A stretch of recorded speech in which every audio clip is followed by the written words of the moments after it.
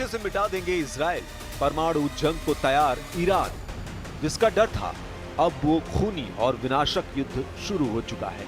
Iran पर Israel बहुत बड़ा हमला करने जा रहा है। दावा किया जा रहा है कि अमेरिका के C-17 विमानों से दक्षिणी इजराइल में मौजूद इजराइल एयरबेस पर हजारों की संख्या में मिसाइलें अमेरिका से पहुंचा दी गई हैं। दावा किया जा रहा है कि अमेरिका और ईरान के बीच होने वाली परमाणु डील किसी भी वक्त फेल हो सकती है और डील फेल होते ही इजराइल ईरान के परमाणु ठिकानों पर भयंकर हमले कर सकता है। हम आपको दिखाने जा रहे हैं कि कैसे पिछले 24 घंटे के अंदर ही इजराइल ने अचानक 3 मोर्चों पर हमले शुरू कर दिए। गाजा में इजराइल के खूनी हमलों से कोहराम मच गया है, तो वहीं लेबनान के दक्षिणी इलाके और बेरूत में इजराइल के जबरदस्त हवाई हमलों ने हाहाकार मचा दिया है। हालात ये है कि इजराइल पर हमला करने से पहले लेबनान के हिजबुल्लाह लड़ाकों और गाजा में हमास लड़ाकों को पूरी तरह से बेदम कर देना चाहता है, ताकि ईरान पर हमला करते वक्त इजरायली सेना पर लेबनान और गाजा की तरफ से भीषण हमले ना हो पाए। हैरानी की बात तो यह है कि कल तक जो दावे किए जा रहे थे कि पीएम नेतन्याहू और राष्ट्रपति ट्रंप के बीच बातचीत बंद हो चुकी है, उस दावे के ठीक उलट अब अमेरिका भी ईरान पर हमला करने में इजराइल की खुलकर मदद करने जा रहा है।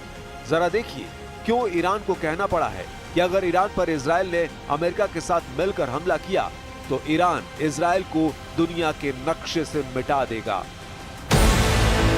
इजराइल से आखिरी जंग को तैयार हुआ ईरान।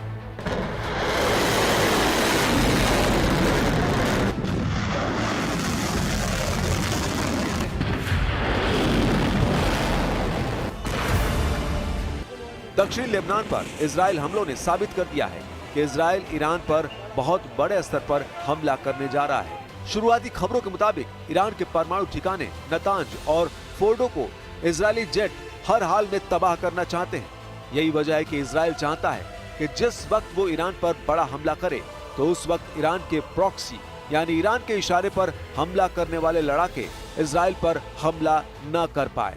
यही वजह है कि लेबनान के दक्षिणी इलाके में, खास तौर से बेरूत में, इजराइल जेट विमानों ने सटीक हमले बम और मिसाइलों से किए हैं, जिसकी वजह से हिजबुल्लाह के कई हथियार गोदाम और रॉकेट के तहखाने तबाह करने का दावा किया गया है। दावा किया जा रहा है कि इजराइल ने लेबनान में कम से कम 8 इलाकों पर ताबड़तोड़ हमले किए हैं, जिसमें कई हिजबुल्लाह लड़ाकों के मारे जाने की खबर है।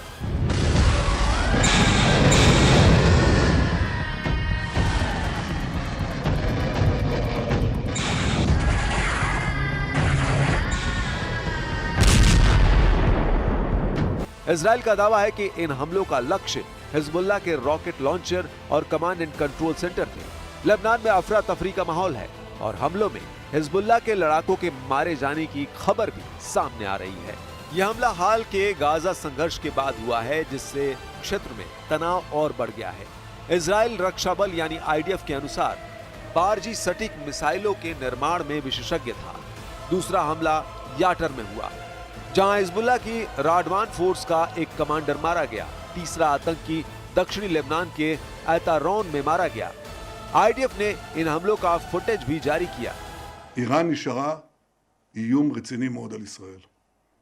אנחנו כמובן בתיאום מלא עם ארצות הברית, מדברים איתם כל הזמן, ואנחנו מקווים, הם יכולים להשיג הסכם שימנע מאיראן נשק גרעיני.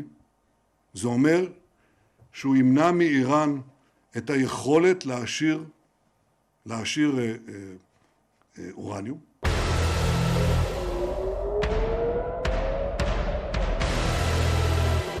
इधर ईरान के प्रॉक्सी यमन के हूथी लड़ाकों ने इजराइल पर खौफनाक हमले शुरू कर दिए हैं।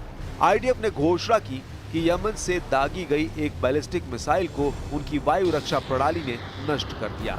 अब ऐसे हालात में कयास लगाए जा रहे हैं कि ईरान पर इजराइल हमले को देखते हुए इजराइल के खिलाफ हमास, हूथी और हिजबुल्लाह के लड़ाकों की तरफ से इजराइल पर बड़े हमले शुरू हो चुके हैं। इधर ईरान और अमेरिका की परमाणु डील फेल होने जा रही है, ऐसे कयास लगाए जा रहे हैं। ऐसे हालात में ईरान पर इजराइल हमला जरूर करेगा, इसमें कोई शक नहीं है। और अमेरिका भी इजराइल को हमला करने के लिए जरूरी सैन्य संसाधन देने लगा है। खबर है कि C-17 मिलिट्री विमान ने 300 उड़ानों के जरिए डिएगो गार्सिया और दक्षिणी इजराइल में सैकड़ों बम और घातक मिसाइलें पहुंचा दी हैं। इधर ईरान ने अपने मिसाइल तहखानों को फुल एक्टिव कर दिया है। ईरान के विदेश मंत्री अब्बास अरागची ने अमेरिका के साथ परमाणु कार्यक्रम को लेकर चल रहे विवाद के बीच अपना रुख पूरी तरह से साफ कर दिया है। अमेरिका को कड़ा संदेश देते हुए कहा कि अगर अमेरिका का मकसद ईरान को उसके परमाणु अधिकारों से वंचित करना है तो ईरान कभी पीछे नहीं हटेगा। बता दें कि ये बयान उन्होंने कतर की राजधानी दोहा में दिया, जहां ईरान और अमेरिका के बीच ओमान में होने वाली अगली परमाणु वार्ता से एक दिन पहले वे पत्रकारों से बात कर रहे थे। अरागची ने साफ कहा कि अगर बातचीत का उद्देश्य ईरान के परमाणु अधिकार छीनना है तो हम बिल्कुल भी पीछे नहीं हटेंगे। ما اینجا دوستان تجمع کرده میخوان دفاع بکنن، دفاع از منافع ملته. چرا؟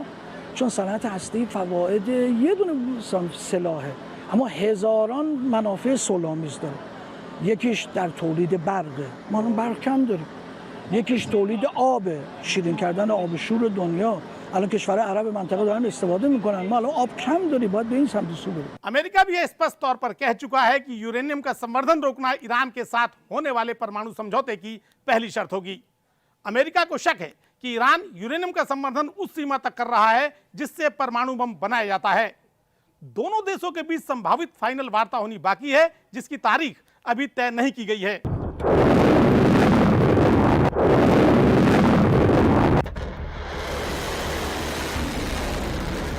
इधर दूसरी तरफ खाड़ी में अमेरिका के दो युद्धपोत ईरान पर हमला करने की ताक में बैठे हैं, जबकि अमेरिका के 20 में से 6 8B2 बॉम्बर डिएगो गार्सिया से ईरान पर हमला करने का इंतजार कर रहे हैं। कुछ जानकारों के मुताबिक अमेरिका ईरान पर इसलिए हमला नहीं कर रहा है क्योंकि राष्ट्रपति पुतिन ने ट्रंप से साफ कह दिया है कि अगर ईरान के परमाणु हथियारों पर हमला हुआ तो इसका असर यूक्रेन युद्ध की शांति वार्ता पर साफ तौर पर पड़ेगा। इधर ईरान के सुप्रीम लीडर अली खामेनी ने भी साफ कह दिया है कि उन्हें अमेरिका से साथ चल रही वार्ता से कुछ भी उम्मीद नहीं है और ईरान बड़ी जंग को तैयार है। مذاکرات به شکل خوب ممکنه به نتیجه برسه، ممکنه نرسه. نه خیلی خوشبینیم نه خیلی بدبینیم. به طرف مقابل البته خیلی بدبینیم، طرف مقابل رو قبول نداریم، میشناسیم طرف مقابل، اما به توانایی خودمون خوشبین هستیم، میدونیم که ما خیلی کارا میتونیم انجام بدیم، شیوه های خوبی بلد هستیم. این هست.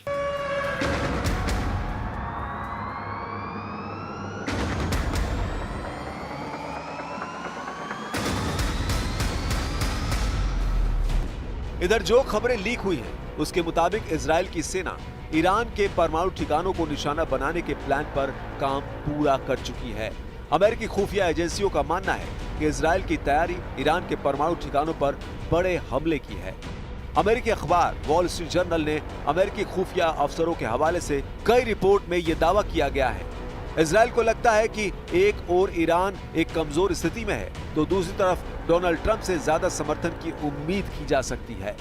इस रिपोर्ट पर यह भी दावा किया गया है कि ईरान भी इजराइल के हमले पर जबरदस्त पलटवार करने की तैयारी में जुटा है। ईरान और इजराइल के बीच लगभग 2000 किलोमीटर की दूरी है। ऐसे में रिपोर्ट में दावा किया गया है कि ईरान के एटमी ठिकानों पर हमले करने के लिए इजराइल F-35, F-16 जैसे लड़ाकू विमानों का इस्तेमाल करेगा। रिपोर्ट के मुताबिक अमेरिकी खुफिया एजेंसियों ने दावा किया है कि इजराइल फिलहाल ईरान की हालिया कमजोरियों का फायदा उठाना चाहता है। ट्रंप भी कह चुके हैं कि ईरान उनकी हत्या करवाना चाहता है, इसलिए अमेरिकी सेना ईरान को तबाह करने का पूरा प्लान तैयार रखे। कुछ रिपोर्ट्स में यह भी दावा किया गया है कि हाल में ही प्रधानमंत्री नेतन्याहू ट्रंप से मिलने वॉशिंगटन डीसी गए थे, जहां नेतन्याहू ने ईरान पर हमला करने को लेकर ट्रंप से हरी झंडी ले ली है। परमाणु युद्ध, ईरान मरेगा या फिर मारेगा?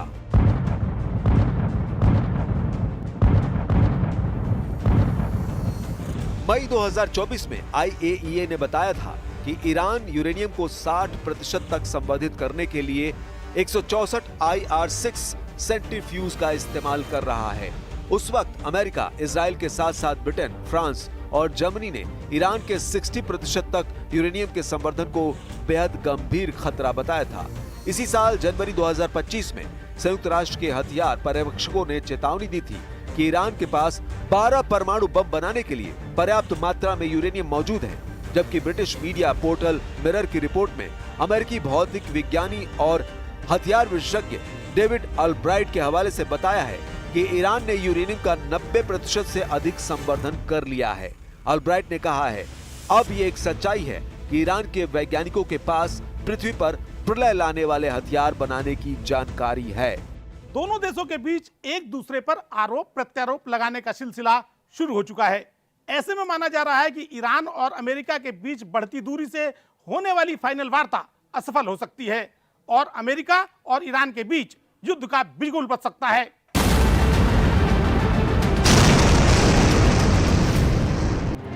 ईरान के साथ चल रही परमाणु वार्ता के बीच अमेरिकी पश्चिमी एशिया में अपनी सैन्य स्थिति को बढ़ा रहा है। एक सैन्य ब्लॉगर ने खुलासा किया है कि अमेरिकी वायुसेना ने पिछले 3 महीनों में 300 से ज्यादा C-17 विमानों के जरिए दक्षिणी इजराइल में पैट्रियट प्रणाली पहुंचाई है। इसके अलावा डिएगो गार्सिया में B-2 बमवर्षकों के लिए गोला बारूद पहुंचाया है। यानी अमेरिका ईरान और इजराइल की बड़ी जंग को देखते हुए सबसे बुरे हालात की तैयारी में जुट गया है। अब ऐसे हालात में अंदाजा लगाया जा सकता है कि ईरान पर अगर इजराइल ने बड़ा हमला किया तो फिर ईरान की तरफ से रूस भी जंग में कूद सकता है।